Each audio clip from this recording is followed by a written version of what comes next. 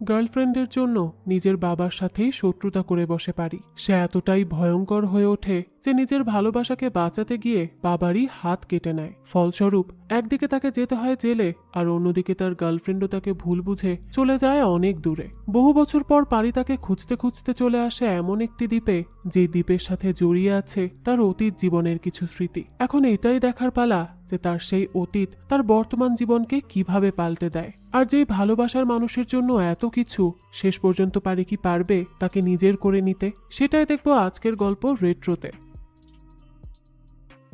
প্রথমেই আমরা দেখতে পাই 1960 সালের দৃশ্য। সেই রাতে ভীষণ বৃষ্টি হচ্ছিল। তখনই আমরা একটা গুদামের মধ্যে একজন বাবাকে দেখতে পাই, যে তার বাচ্চা ছেলেকে ঘুম পাড়াচ্ছিল। আর সেই গুদামের বাইরেই ছিল একদল লোক, যারা এই গুদাম লুট করার ষড়যন্ত্র করছিল।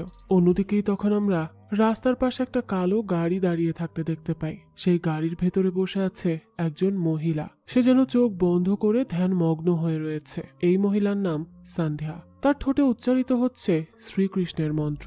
মন্ত্রের প্রতিটি শব্দ যেন বৃষ্টির সুরের সঙ্গে মিশে এক অপার্থিব পরিবেশ সৃষ্টি করছে। সে যখন গভীর মনোযোগে মন্ত্র জপছিল, হঠাৎই যেন চোখের সামনে ভেসে ওঠে